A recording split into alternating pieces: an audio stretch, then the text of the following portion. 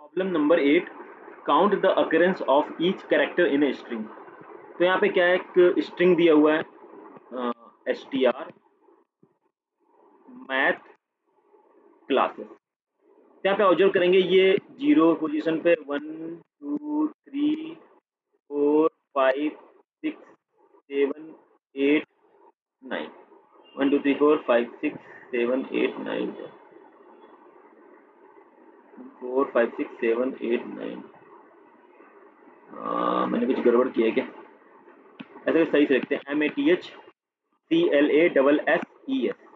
0 1 2 3 4 5 6 7 8 9 10। तो टोटल 0 से 10th index है, ये सही नहीं है। तो क्या हुआ, तो यहाँ पे क्या है, अगर सबसे पहले मैं m की बात करूँ तो m कितने टाइम रिपीट हो रहा है, 1 टाइम रिपीट हो रहा है। फिर उसके बाद मैं इंडेक्स 2 पे जाऊँ, चेक करूँ a कितने टाइम रिपीट हो रहा है, एक यहाँ रिपीट हो रहा है, एक यहाँ रिपीट हो रहा है, 2 टाइम रिपीट हो रहा है। फिर मैं 2 पे जाऊँ तो t कितने टाइम रिपीट हो रहा है, t और कहीं तो है नहीं, 1 टाइम रिपीट हो रहा है। फिर मैं h पे जाऊँ तो h कितने टाइम रिपीट हो रहा है, ये भी 1 टाइम रिपीट हो रहा है। फिर इसका 4 पे जाऊँगा तो c भी 1 टाइम रिपीट हो रहा है। एल पे जाऊँगा तो भी 1 टाइम रिपीट हो रहा है। अब ए पे मुझे नहीं जाना है, ए पे नहीं जाना है क्योंकि अब मैं ए पे पहले ही मैं काउंट कर चुका हूँ, तो मुझे बाद में जब जैसे आएगा मैं क्या करूँ, इसको स्किप कर दूंगा।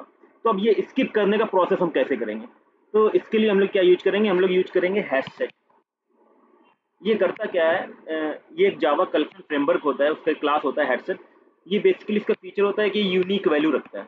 तो हम क्या करेंगे, सारे कैरेक्टर इसके अंदर हम पुट कर देंगे। जैसे मान लो मैंने एम आया उसको ऐड कर दिया, ए आया उसको ऐड कर दिया, टी आया उसको ऐड कर दिया, एच आया ऐड कर दिया, सी ऐड कर दिया, एल ऐड कर दिया। अब जब दोबारा ए आएगा चेक करेगा क्या ये इसमें प्रेजेंट है, प्रेजेंट है, तो इसको नहीं लेना, इसको क्या कर देना, इसको स्किप कर देना, क्योंकि ये हम पहले ही ऑलरेडी हम काउंट कर चुके हैं यहाँ पे। तो हमें क्या करना है, इसको नहीं गिनना। फिर एस आएगा तो एस कितने टाइम है, 3 टाइम है। फिर दोबारा एस आएगा तो एस को नहीं काउंट करना, क्योंकि एस को हमने क्या है, सेट में डाल चुके हैं। जब दोबारा देखेंगे सेट में तो क्या होगा, सेट में ऑलरेडी प्रेजेंट होगा, तो हमें क्या करना है, इसको नहीं काउंट करना है। फिर ई पे आएंगे तो ई शायद काउंट हुआ कि नहीं हुआ, ई नहीं काउंट हुआ तो ई वन हो जाएगा। तो इस तरह से इसको हमें डिफाइन करना है। तो इसको हम लोग कोड कैसे करेंगे, तो पहले हम लोग देखते हैं। सबसे पहले तो मुझे क्या करना पड़ेगा, हैश सेट बनाना पड़ेगा। तो हैश सेट बनाते हैं सबसे पहले, कैसे क्रिएट करते हैं। हैश सेट बेसिकली करता क्या है, यूनिक वैल्यू रखता है, रिपीटेड वैल्यू क्या करता है, इग्नोर करता है। रिपीट वैल्यू जो भी आएगा उसको क्या करेगा, वो एक्सेप्ट नहीं करेगा, वो इग्नोर करता है, केवल यूनिक वैल्यू। तो सबसे पहले मान लेते हैं मेरे पास कोई स्ट्रिंग है, स्ट्रिंग का नाम str है, ठीक है। और यहाँ पे हम अपना वो बना लेते हैं स्ट्रिंग। चलिए यहाँ पे स्ट्रिंग है, तो यहाँ पे मैंने लिख दिया हैश सेट। अब हैश सेट का जो ऑब्जेक्ट होगा किस टाइप का होगा, देखो, अगर हमें हैश सेट के अंदर इंटीजर वैल्यू चाहिए तो इंटीजर टाइप का होगा, अगर कैरेक्टर चाहिए तो कैरेक्टर टाइप का। तो यहाँ पे क्या चाहिए, हमें कैरेक्टर चाहिए, तो हैश सेट के अंदर का जो ऑब्जेक्ट होगा क्या होगा, कैरेक्टर टाइप का होगा। ये ऑब्जेक्ट होता है, जैसे कैरेक्टर, इंटीजर, ये सब ऑब्जेक्ट है। इंट, कैर, ये सब क्या है, ये सब हमारे डाटा टाइप होते हैं। लेकिन हमें हैश सेट में यूज करते हैं, यहाँ पे हमें क्या करना पड़ेगा, हमें ऑब्जेक्ट देना पड़ता है। इसके लिए हमें एक वो जावा इंपोर्ट भी करनी पड़ेगी, import Java dot यूटिल dot stock करनी पड़ेगी, तब जाके हैश सेट यूज कर पाएंगे। इसका नाम देते हैं सेट, और ये न्यू हैश सेट, हमने क्या कर दिया, हैश सेट क्रिएट कर दिया। अब हैश सेट के कुछ ऑपरेशंस होते हैं वो एरे पे काम करते हैं, स्ट्रिंग पे नाम काम ही नहीं करते। तो हम क्या करेंगे, इस स्ट्रिंग को पहले हम क्या कर लेंगे, एरे में कन्वर्ट कर लेंगे। तो एरे में कन्वर्ट करने क्या करेंगे, इसको हम नाम दे देंगे इस स्ट्रिंग का न्यू str करके नाम दे देते हैं इसको। तो कैर न्यू str, और किसको हमें कन्वर्ट करना है, str स्ट्रिंग को कन्वर्ट करना, किस में कन्वर्ट करना है, टू कैर एरे में। तो ये क्या करेगा, ये अब ये स्ट्रिंग नहीं रहा, ये क्या बन गया, ये एरे बन गया। न्यू str नाम का क्या हो गया, एरे बन गया। अब हमें क्या करना है, फॉर लूप चलाना है। अब देखो फॉर लूप पे चलाना है, जैसे मैथ क्लासेस है, अब ये क्या, ये एरे है, ये स्ट्रिंग नहीं है, तो इसको एरे बना के ऐसे करते हैं, MATHCLASSES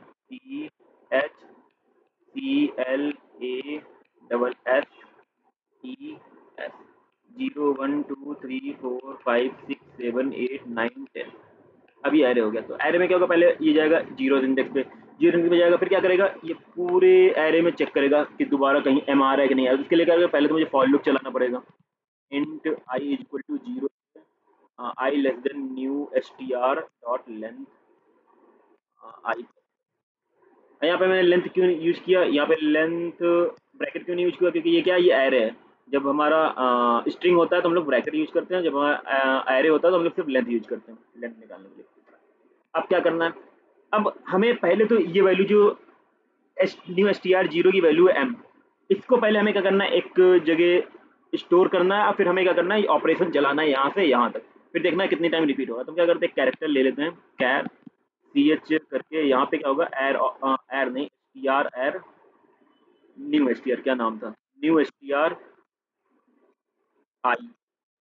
तो यहाँ पे हमने क्या किया, जो भी आई में वैल्यू होगा वो सी एच में स्टोर हो जाएगा। सी एच में क्या स्टोर होगा, आई में क्या है जीरो, तो एम स्टोर हो गया। अब हमें क्या करना है, एक फॉर लूप और चलाना पड़ेगा। वो किस लिए चलाना पड़ेगा, वो चलाना पड़ेगा for loop int j is equal to i plus one से, क्योंकि आई पे तो मैंने देख लिया, आई पे तो आ गया, एम आ गया मान लो। अब हमें चेक करना है इसके आगे कि एम आ रहा है कि नहीं आ रहा, तो मुझे क्या आई प्लस वन से स्टार्ट करना पड़ेगा। कहाँ तक जाएगा, new s t r dot length j plus.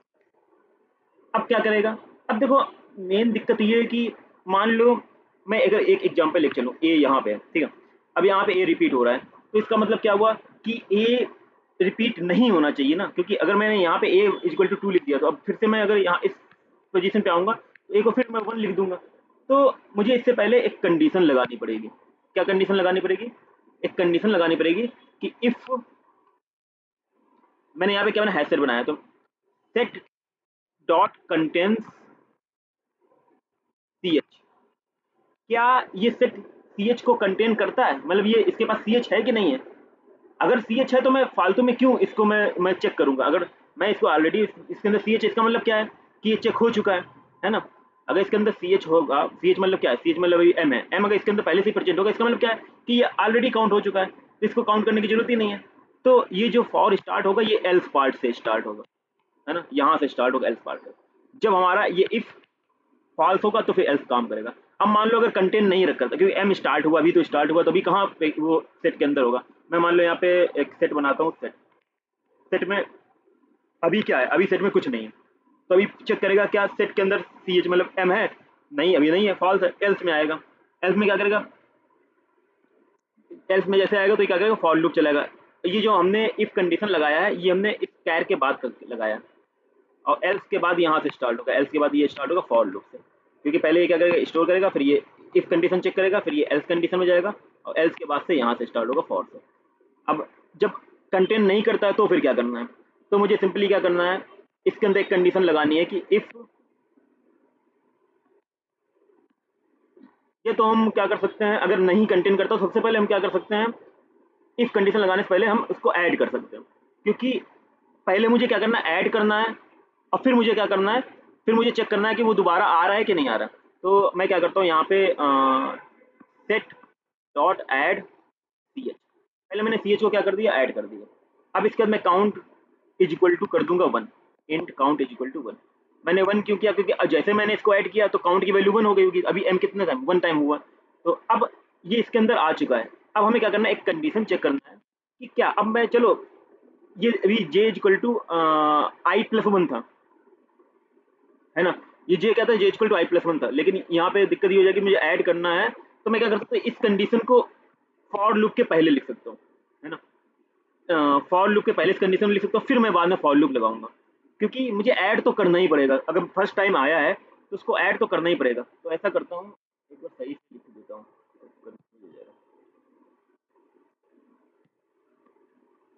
Select, एक बार मैं इसको क्या करता हूँ, इसको डिलीट करके सही से लिखता हूँ।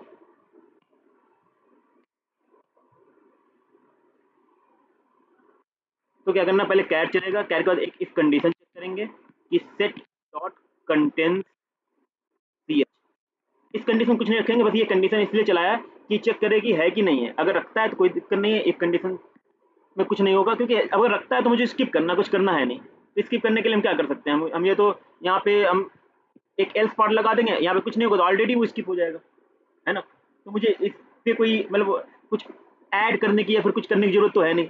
एल्स पार्ट मेन हमारा पार्ट है, एल्स पार्ट। अब एल्स पार्ट में अगर वो ऐड नहीं है तो सबसे पहले तो हम क्या करेंगे, set dot add c h को ऐड करेंगे और int count is equal to one कर देंगे, फिर क्या करेंगे, फॉर लूप चलाएंगे, int j is equal to i plus one से, और ये चलेगा j less than new s t r dot length j plus plus.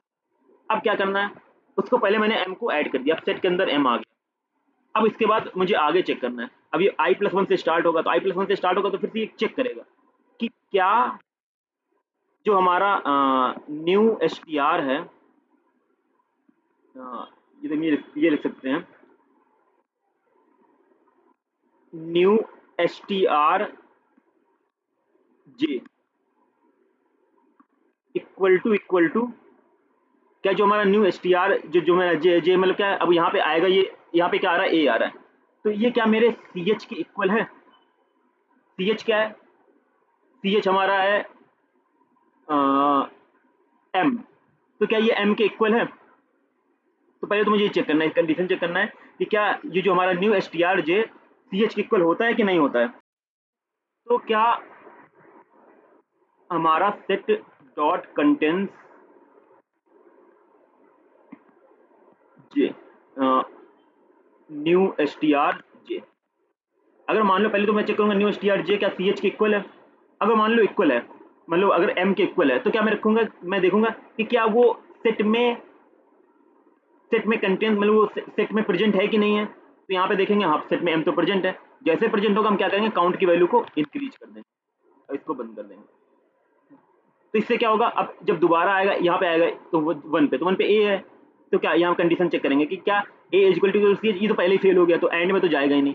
इसी तरह से ये जाता रहेगा कहीं ये हमेशा फेल हो जाएगा हमेशा, तो काउंट की वैल्यू कभी जाएगी, इफ के अंदर कभी जाएगा ही नहीं, तो m की वैल्यू हमेशा क्या प्रिंट होगी, 1 प्रिंट होगी। अब सेकेंड टाइम जब चलेगा, तो इसको क्या करते हैं, और जैसे ये खत्म हो जाए, मैं क्या करूँ, जैसे ही खत्म हो जाए तो हम क्या करेंगे, एक एल्स पार्ट क्रिएट करेंगे, और इसके अंदर हम लोग क्या करेंगे, एल्स पार्ट नहीं, इसके अंदर हम क्या करेंगे, यहाँ पे हम system dot out dot println, यहाँ पे हम क्या कर देंगे, काउंट कर देंगे, काउंट। तो यहाँ पे हम पहले ch क्या है, यहाँ पे m है, तो यहाँ पे हम m की वैल्यू जो भी होगी, और यहाँ पे हम क्या लिख देंगे, ऐसे कुछ भी लिख देंगे, काउंट करके यहाँ पे हो जाएगा क्या, काउंट।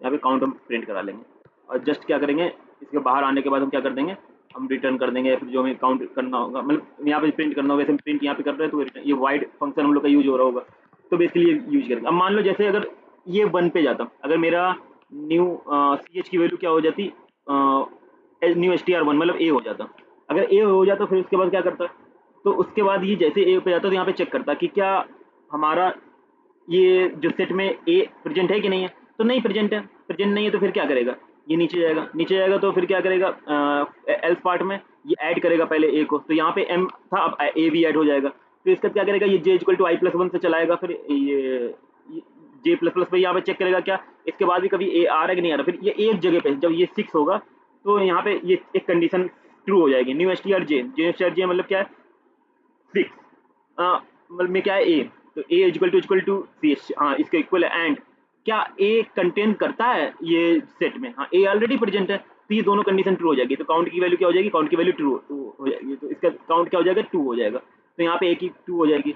अब एक कंडीशन ऐसा आएगा, मान लो चलते ये 2 पे चेक किया, 3 पे चेक किया, 4 पे चेक किया, 5 पे चेक किया, एक बार 6 पे आ गया, 6 पे जैसे ही आएंगे तो सबसे पहले इफ कंडीशन में जाएंगे, तो क्या सेट कंटेंट रखता है a, हाँ a रखता है कंटेंट, तो ये इफ चलेगा एल्स में जाएगा ही नहीं, इसलिए हमें ये इफ कंडीशन लगाना बहुत जरूरी है, क्योंकि हमें बाद में जाके क्या करना है, उसको स्किप भी करना है, वरना वो क्या होगा, बाद में भी जाके उसको काउंट कर लेगा, उसको फिर a इक्वल टू 1 लिख देगा, लेकिन जब पहले उसको कैलकुलेट कर चुके हैं तो बाद में हमें क्या करना है, उसको स्किप करना है, उसको कैलकुलेट नहीं करना है, तो इसको हम लोग क्या करते हैं, कोडिंग में देखते हैं। जैसे यहाँ पे मैंने क्या किया, यहाँ पे मैथ क्लास है, ये स्ट्रिंग है, यहाँ पे मैंने ऑकरेंस ऑफ एवरी कैरेक्टर नाम का कोई फंक्शन बनाया हुआ है, स्ट्रिंग पास कर रहे हैं, तो सबसे मैंने हैशसेट बनाया है, हैशसेट जो कि कैरेक्टर ऑब्जेक्ट का है, फिर यहाँ पे मैंने वो स्ट्रिंग को मैंने कैरेक्टर एरे में कन्वर्ट किया, फिर मैंने फॉर लूप चलाया आई इक्वल टू कैरेक्टर तक, फिर मैंने एक ch कैरेक्टर वो कैरे इन डाटा टाइप का मैंने वैल्यू बनाया, जिसके अंदर मैं क्या कर रहा हूँ, उसका फर्स्ट इंडेक्स मतलब जीरो इंडेक्स के जो उसको स्टोर कर रहा हूँ। अब ये चेंज होता रहेगा, अब आई इक्वल टू 1 होगा तो 1 इंडेक्स, 2 होगा तो 2 इंडेक्स के अकॉर्डिंग यहाँ पे ये स्टोर होगा। फिर जैसे ही स्टोर होगा, फिर इसका मुझे चेक करना है कि क्या वो जो ch ये वैल्यू है ये सेट में है कि नहीं है, अगर सेट में नहीं है तो मुझे एल्स पार्ट में जाना है, अगर सेट में है तो डायरेक्टली क्या करना है, स्किप कर देना। स्किप करना मतलब अगर कहें तो मतलब कोई, अगर मैं यहाँ रखूँ तो कोई कुछ काम करना नहीं है, लेकिन इससे होगा क्या फायदा, इससे ये होगा कि एल्स में जाएगा नहीं और ये स्किप हो जाएगा, ऐसा करना मुझे। तो यहाँ पे ये तो मैं एक ऐसे कॉन्टिन्यू भी मैं यूज कर सकता हूँ, या फिर मैं ऐसे इसको सिंपली ऐसे लीव भी कर सकता हूँ। तो एल्स फिर इसका मैं करना सेट डॉट ऐड, अब नहीं प्रेजेंट है तो इसको ऐड कर दो और काउंट 1 कर दो। फिर इसका फॉर लूप i+1 से चलाओ जो कि लेंथ तक चले, फिर वहाँ पे वो चेक करे कि क्या वो सेट में वो प्रेजेंट है कि नहीं है जो जे की वैल्यू है, और अगर प्रेजेंट है तो वो जो जे की वैल्यू सी एच के बराबर है कि नहीं है। अगर दोनों कंडीशन ट्रू होती है तो काउंट को प्लस प्लस कर दो। इस तरह से ही चलता रहेगा और हर एक कैरेक्टर का जितने भी काउंट होंगे वो ला के दे देगा। और फिर जैसे एक कैरेक्टर का काउंट होगा प्रिंट करा लेंगे, फिर जैसे सी एच चेंज होगा दूसरे काउंट का कैरेक्टर आ जाएगा, फिर चेंज होगा दूसरे काउंट का। अब इसको एल्स के अंदर हमने क्यों प्रिंट कराया, देखो ये प्रिंट तभी कराना है जब वैल्यू, अब मान लो ए है, ए दोबारा रिपीट हो गया तो मैं अगर मैं इसको इसके बाहर लिख दूं, एल्स के बाद लिख दूं तो ये तो हमेशा चलेगा।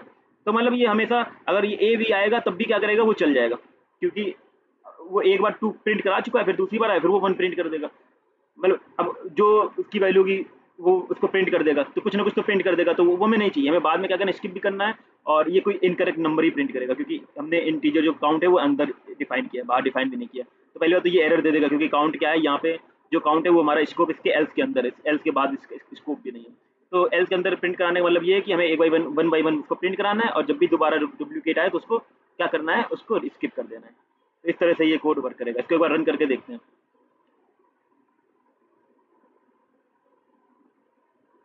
तो यहाँ पे m का 1 आया, a का 2, t का 1, h का 1, c का 1, l का 1, s का 3, e का 3। इस तरह से ये क्या हुआ, हर लेटर का जो नंबर ऑफ अकरेंस वो प्रिंट हो रहा है। अब यहाँ पे अगर मैं टाइम कॉम्प्लेक्सिटी की बात करूँ तो यहाँ पे मैंने फॉर लूप यूज किया है, नेस्टेड फॉर लूप है, तो जाहिर सी बात है यहाँ पे इसकी time complexity B of n square होगी। इसकी टाइम कॉम्प्लेक्सिटी क्या हो जाएगी, B of n square. Thank